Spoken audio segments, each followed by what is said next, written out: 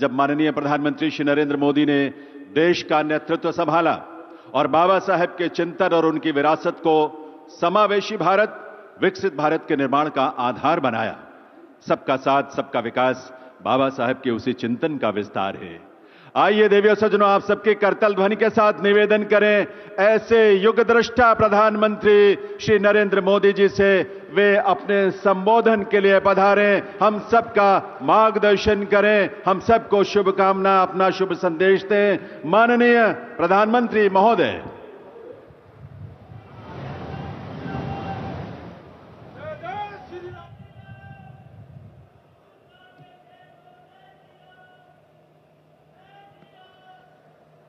मैं कहूंगा, बाबा साहब आंबेडकर, आप सब 2 बार बोलिए, अमर रहे, अमर रहे। बाबा साहब आंबेडकर, बाबा साहब आंबेडकर, बाबा साहब आंबेडकर। हरियाणा के मुख्यमंत्री श्रीमान नायब सिंह सैनी जी, केंद्रीय मंत्रिमंडल के मेरे साथी श्रीमान मुरलीधर मोहोल जी, हरियाणा सरकार के सभी मंत्रीगण, सांसद और विधायकगण और मेरे प्यारे भाई और बहनों, मारे हरियाणा के धाकड़ लोगों ने राम राम।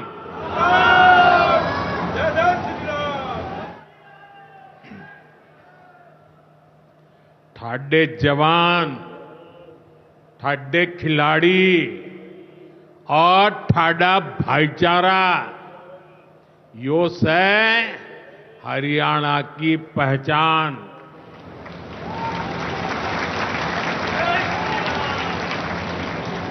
लावणी के इस अति व्यस्त समय में आप इतनी विशाल संख्या में हमें आशीर्वाद देने पहुंचे हैं। मैं आप सभी जनता जनार्दन का अभिनंदन करता हूं।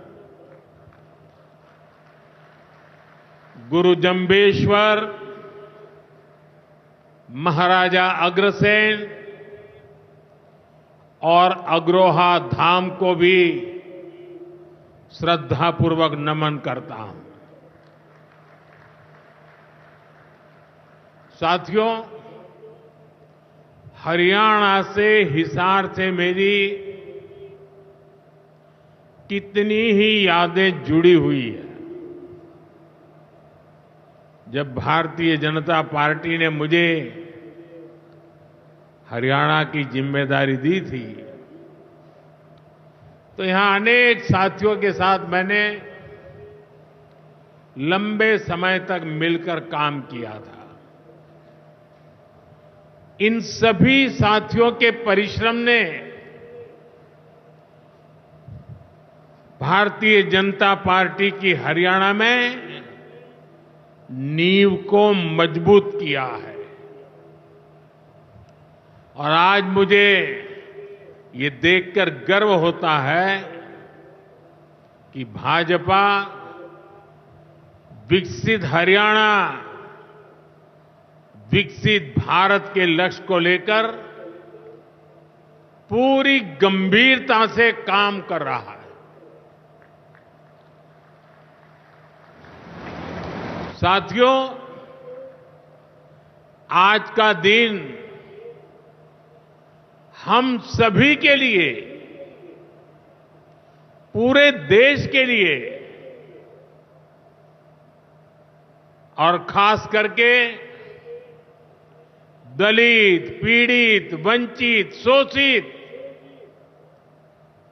उन सब के लिए बहुत महत्वपूर्ण दिवस है। उनके जीवन में तो दूसरी दिवाली होती है। आज संविधान निर्माता बाबा साहब आम्बेडकर की जयंती है। उनका जीवन, उनका संघर्ष, उनका जीवन संदेश हमारी सरकार की 11 साल की यात्रा का प्रेरणा स्तंभ बना है। हर दिन, हर फैसला, हर नीति बाबा साहब आम्बेडकर को समर्पित है। वंचित, पीड़ित, शोषित, गरीब, आदिवासी, महिलाएं,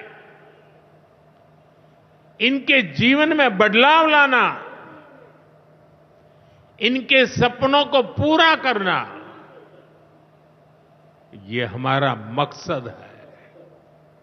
इसके लिए निरंतर विकास, तेज विकास, और यही भाजपा सरकार का मंत्र है। साथियों, इसी मंत्र पर चलते हुए आज हरियाणा से अयोध्या धाम के लिए फ्लाइट शुरू हुई है। यानी अब श्री कृष्ण जी की पावन भूमि हरियाणा प्रभु राम की नगरी से सीधे जुड़ गई है।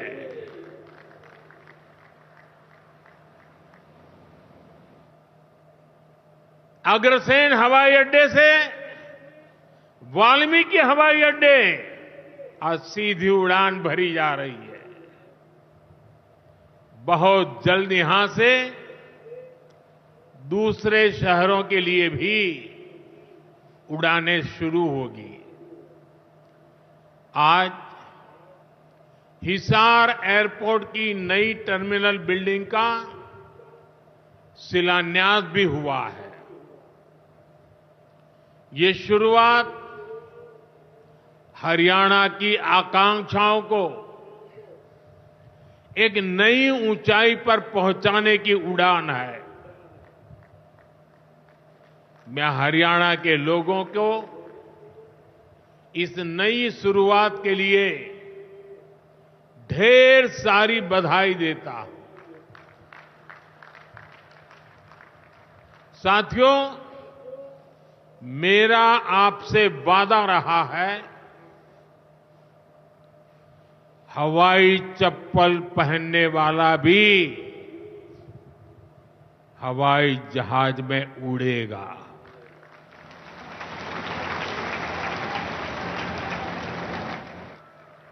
और ये वायदा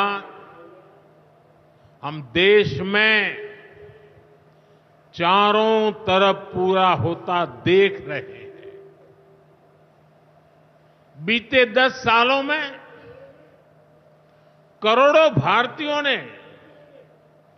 जीवन में पहली बार हवाई सफर की है। हमने वहां भी नए एयरपोर्ट बनाए, जहां कभी अच्छे रेलवे स्टेशन तक नहीं थे। 2014 से पहले देश में 74 एयरपोर्ट थे। सोचिए, 70 साल में 74। आज देश में एयरपोर्ट की संख्या 150 के पार हो गई है।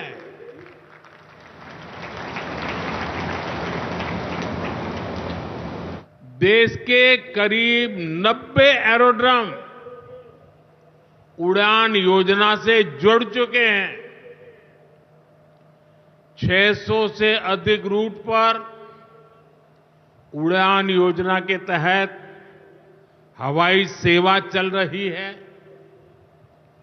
इनमें बहुत कम पैसों में लोग हवाई यात्रा कर रहे हैं।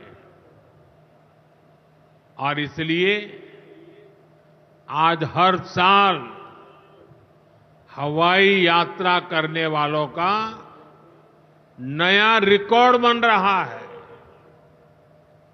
हमारी एयरलाइन कंपनियों ने भी रिकॉर्ड संख्या में 2000 नए जहाजों का, हवाई जहाजों का ऑर्डर दिया है। और जितने नए जहाज आएंगे उतनी ही ज्यादा नौकरियां पायलट के रूप में हो, एयर होस्टेस के रूप में हो, सैकड़ों नई सेवाएं भी होती है। एक जगह हवाई जहाज चलता है तब ग्राउंड स्टाफ होता है, न जाने कितने काम होते हैं। ऐसी अनेक सेवाओं के लिए नौजवानों को रोजगार के अवसर मिलेंगे। इतना ही नहीं, हवाई जहाज के मेंटेनेंस से जुड़ा एक बड़ा सेक्टर भी अनगिनत रोजगार बनाएगा। हिसार का ये एयरपोर्ट भी हरियाणा के नौजवानों के सपनों को नई ऊंचाई देगा। साथियों, हमारी सरकार एक तरफ कनेक्टिविटी पर बल दे रही है, दूसरी तरफ गरीब कल्याण और सामाजिक न्याय भी सुनिश्चित कर रही है। और यही तो बाबा साहब आंबेडकर का सपना था। हमारे संविधान निर्माताओं की यही आकांक्षा थी। देश के लिए मरने मिटने वालों का भी यही सपना था। लेकिन हमें ये कभी भूलना नहीं है कि कांग्रेस ने बाबा साहब आंबेडकर के साथ क्या किया। जब तक बाबा साहब जीवित थे, कांग्रेस ने उन्हें अपमानित किया। दो बार उन्हें चुनाव हरवाया। कांग्रेस की पूरी सरकार उनको उखाड़ फेंकने में लगी थी। उनको सिस्टम से बाहर रखने की साजिश की गई।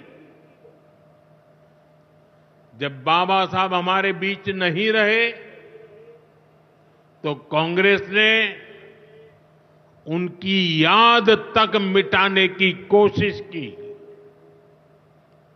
कांग्रेस ने बाबा साहब के विचारों को भी हमेशा के लिए खत्म कर देना चाहा। डॉक्टर अंबेडकर संविधान के संरक्षक थे। कांग्रेस संविधान की भक्षक बन गई है। डॉक्टर अंबेडकर समानता लाना चाहते थे, लेकिन कांग्रेस ने देश में वोट बैंक का वायरस फैला दिया। साथियों, बाबा साहब चाहते थे कि हर गरीब, हर वंचित गरिमा से जी सके, सर ऊंचा करके जिए, वो भी सपने देखें, अपने सपने पूरे कर सके। लेकिन कांग्रेस ने एससी, एसटी, ओबीसी को सेकंड क्लास सिटीजन बना दिया। कांग्रेस के लंबे शासनकाल में कांग्रेस के नेताओं के घर में स्विमिंग पूल तक पानी पहुंच गया, लेकिन गांव में नल से जल नहीं पहुंचा। आजादी के 70 साल बाद भी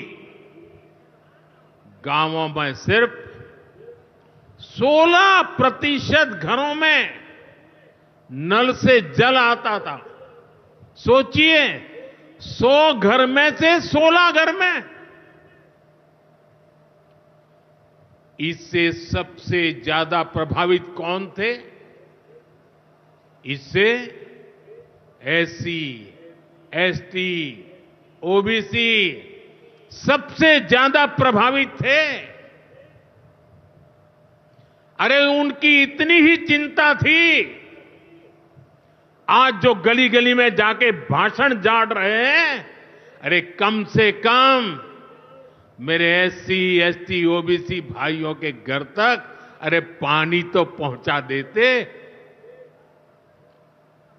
हमारी सरकार ने 6-7 साल में 12 करोड़ से ज्यादा ग्रामीण घरों में नल कनेक्शन दिए हैं। आज गांव के 80% घरों में, यानी पहले 100 में से 16, आज 100 में से 80 घरों में नल से जल आता है। और बाबा साहब का आशीर्वाद है, हम हर घर तक नल से जल पहुंचाएंगे। शौचालय के अभाव में भी सबसे बुरी स्थिति एससी, एसटी, ओबीसी समाज की ही थी। हमारी सरकार ने 11 करोड़ से ज्यादा शौचालय बनवाकर वंचितों को गरिमा का जीवन दिया है। साथियों, कांग्रेस के जमाने में एससी, एसटी, ओबीसी के लिए बैंक का दरवाजा तक नहीं खुलता था। बीमा, लोन, मदद, ये सारी बातें सब सपना था। लेकिन अब जनधन खातों के सबसे बड़े लाभार्थी मेरे एससी, एसटी, ओबीसी के भाई बहन हैं। हमारे एससी, एसटी, ओबीसी भाई बहन आज गर्व से जेब में से रुपए कार्ड निकाल करके दिखाते हैं। जो अमीरों के जेब में कभी रुपए कार्ड हुआ करते थे, वो रुपए कार्ड आज मेरा गरीब दिखा रहा है। साथियों, कांग्रेस ने हमारे पवित्र संविधान को सत्ता हासिल करने का एक हथियार बना दिया।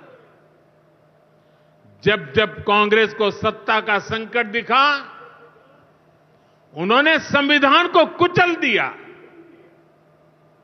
कांग्रेस ने आपातकाल में संविधान की स्पिरिट को कुचला, ताकि जैसे तैसे सत्ता बनी रहे। संविधान की भावना है कि सबके लिए एक जैसी नागरिक संहिता हो, जिसे मैं कहता हूं सेक्युलर सिविल कोड। लेकिन कांग्रेस ने इसे कभी लागू नहीं किया। उत्तराखंड में भाजपा सरकार आने के बाद सेक्युलर सिविल कोड, समान नागरिकता संहिता, ये लागू हुई। डंकी की चोट पर लागू हुई। और देश का दुर्भाग्य देखिए, संविधान को जेब में लेकर के बैठे हुए लोग, संविधान पर बैठ गए हुए लोग, ये कांग्रेस के लोग उसका भी विरोध कर रहे हैं। साथियों, हमारे संविधान ने एससी, एसटी, ओबीसी के लिए आरक्षण का प्रावधान किया, लेकिन कांग्रेस ने उनको आरक्षण पहुंचा कि नहीं पहुंचा, उनके बच्चों को शिक्षा के लिए सुविधाएं प्रारंभ मिलना शुरू हुआ कि नहीं हुआ, एससी, एसटी, ओबीसी के कोई व्यक्ति अधिकार से वंचित तो नहीं रह गए, उसकी कभी परवाह नहीं की। लेकिन राजनीतिक खेल खेलने के लिए कांग्रेस ने बाबा साहब आंबेडकर ने जो सपना देखा था, सामाजिक न्याय के लिए संविधान में जो व्यवस्था की थी, उसको भी पीठ में छुरा भोंककर उस संविधान के उस प्रावधान को तुष्टीकरण का माध्यम बना दिया। अभी आपने भी समाचारों में सुना होगा, कर्नाटका की कांग्रेस सरकार ने टेंडर में भी अब एससी, एसटी, ओबीसी के अधिकार छीन करके धर्म के आधार पर आरक्षण दे दिया, जबकि संविधान में बाबा साहब आंबेडकर ने साफ साफ शब्दों में चर्चा में कहा था कि संविधान में कतई धर्म के आधार पर आरक्षण की व्यवस्था नहीं की जाएगी। और हमारे संविधान ने धर्म के आधार पर आरक्षण के लिए प्रतिबंध लगाया हुआ है। साथियों, कांग्रेस की तुष्टीकरण की इस नीति का बहुत बड़ा नुकसान मुस्लिम समाज को भी हुआ है। कांग्रेस ने सिर्फ कुछ कट्टरपंथियों को ही खुश किया है, बाकी समाज बेहाल रहा, अशिक्षित रहा, गरीब रहा। कांग्रेस की इस कुनीति का सबसे बड़ा प्रमाण वक्फ कानून है। देश आजाद होने के बाद 2013 तक वक्फ का कानून चलता था, लेकिन चुनाव जीतने के लिए, तुष्टीकरण की राजनीति के लिए, वोट बैंक की राजनीति के लिए 2013 के आखिर में, आखिरी सत्र में कांग्रेस ने इतने सालों तक चल रहे वक्फ के कानून में आनन फानन संशोधन कर दिया ताकि चुनाव में वोट पा सके। वोट बैंक को खुश करने के लिए इस कानून को ऐसा बना दिया कि बाबा साहब आंबेडकर के संविधान की ऐसी की तैसी, संविधान से ऊपर कर दिया। ये बाबा साहब का सबसे बड़ा अपमान का काम था। साथियों, ये कहते हैं कि उन्होंने मुसलमानों के हित में किया। मैं जरा ऐसे सभियों से पूछना चाहता हूं, वोट बैंक के भूखे इन राजनेताओं से कहना चाहता हूं, अगर सच्चे अर्थ से आपके दिल में मुसलमानों के लिए थोड़ी भी हमदर्दी है, तो कांग्रेस पार्टी अपने पार्टी के अध्यक्ष मुसलमान को बनाए। क्यों नहीं बनाते भाई? संसद में टिकट देते हैं, 50% मुसलमानों को दो। जीत करके आएंगे तो अपनी बात बताएंगे, लेकिन ये नहीं करना है। कांग्रेस में तो कुछ नहीं देना है। देश के नागरिकों के अधिकारों को छीनना और देना, इनकी नीयत किसी का भी भला करने की कभी नहीं रही, मुसलमानों का भला करने की भी नहीं रही। यही कांग्रेस की अच्छी सच्चाई है। साथियों, वक्फ के नाम पर लाखों हेक्टेयर जमीन पूरे देश में है। इस जमीन, इस प्रॉपर्टी से गरीब का, बेसहारा महिलाओं बच्चों का भला होना चाहिए था। और आज ईमानदारी से उसका उपयोग हुआ होता तो मेरे मुसलमान नौजवानों को साइकिल के पंक्चर बना करके जिंदगी नहीं गुजारनी पड़ती। लेकिन इससे मुट्ठी भर भू माफिया का कोई भला हुआ। पसमानदा मुस्लिम इस समाज को कोई फायदा नहीं हुआ। और ये भूमाफिया किसकी जमीन लूट रहे थे? ये दलित की जमीन लूट रहे थे, पिछड़ों की जमीन लूट रहे थे, आदिवासी की जमीन लूट रहे थे, विधवा महिलाओं की संपत्ति लूट रहे थे। सैकड़ों विधवा मुस्लिम महिलाओं ने भारत सरकार को चिट्ठी लिखी, तब जाके कानून की चर्चा आई है। वक्फ कानून में बदलाव के बाद अब ये गरीबों से जो लूटा जा रहा है वो बंद होने वाला है।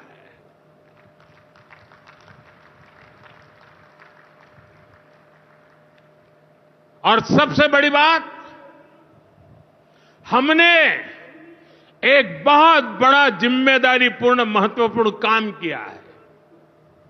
हमने इस वक्फ कानून में एक और प्रावधान किया है। अब नए कानून के तहत, वक्फ के कानून के तहत, किसी भी आदिवासी की जमीन को हिंदुस्तान के किसी भी कोने में आदिवासी की जमीन को, उसके घर को, उसकी संपत्ति को ये वक्फ बोर्ड हाथ भी नहीं लगा पाएगा। ये आदिवासी के हितों की रक्षा करने का, संविधान की मर्यादाओं का पालन करने का हमने बहुत बड़ा काम किया है। नए प्रावधानों से वक्फ की भी पवित्र भावना का सम्मान होगा। मुस्लिम समाज के गरीब और पसमानदा परिवारों, मुस्लिम महिलाओं, खास करके मुस्लिम विधवाओं को, मुस्लिम बच्चों को उनका हक भी मिलेगा और भविष्य में उनका हक सुरक्षित रहेगा।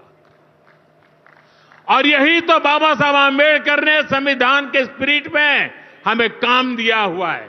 यही असल स्पिरिट है, यही असली सामाजिक न्याय है। साथियों, हमारी सरकार ने 2014 के बाद बाबा साहब आंबेडकर की प्रेरणा को आने वाली पीढ़ियों तक पहुंचाने के लिए अनेक महत्वपूर्ण कदम उठाए। बाबा साहब देश और दुनिया में जहां जहां रहे, वे सभी स्थान उपेक्षित थे।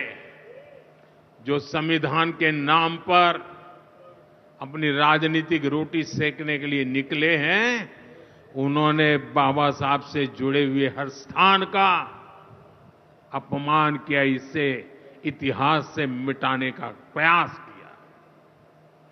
स्थिति ये थी कि मुंबई के इंदु मिल में बाबा साहब आंबेडकर का स्मारक बनाने के लिए भी देश भर में लोगों को आंदोलन करने पड़े।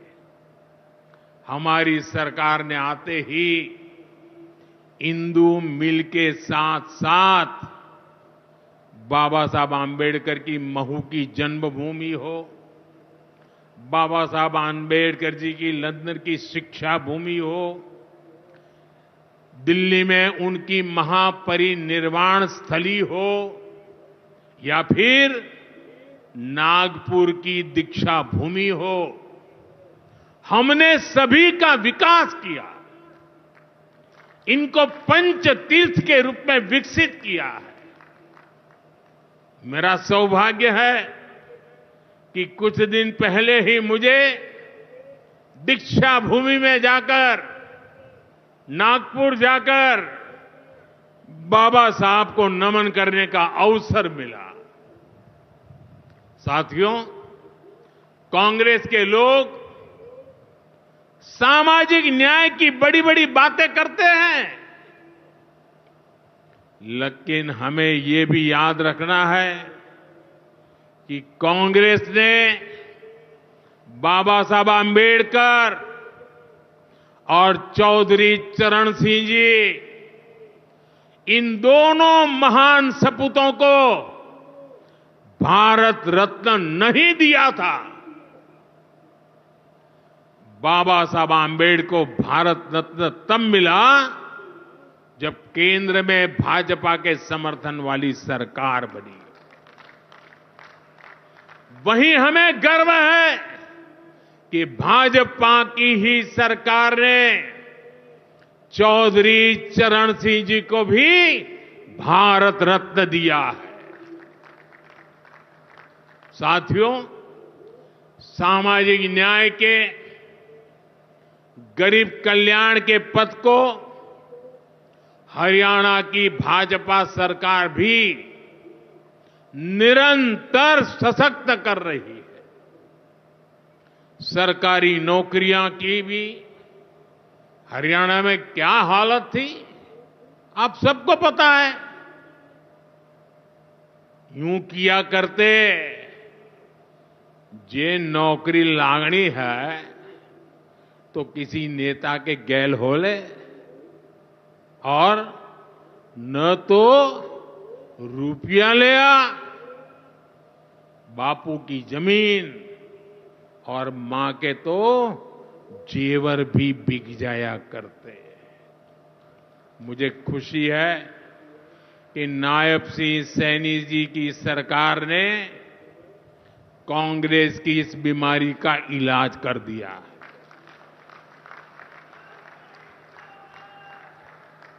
बिना खर्ची, बिना पर्ची के नौकरियां देने का जो ट्रैक रिकॉर्ड हरियाणा का है, वो अद्भुत है। और मुझे गर्व है कि मुझे ऐसे साथी मिले हैं, ऐसी साथी सरकार मिली है। यहां के 25,000 नौजवानों को सरकारी नौकरी ना मिले, इसके लिए कांग्रेस ने एड़ी चोटी का जोर लगा दिया था। लेकिन इधर मुख्यमंत्री नायब सैनी जी ने शपथ ली, उधर हजारों युवाओं को नियुक्ति पत्र जारी कर दिए गए। ये है भाजपा का, सरकार का सुशासन। और अच्छा ये है कि नायब सिंह सैनी जी की सरकार आने वाले वर्षों में हजारों नई नौकरियों का रोड मैप बना करके चल रही है।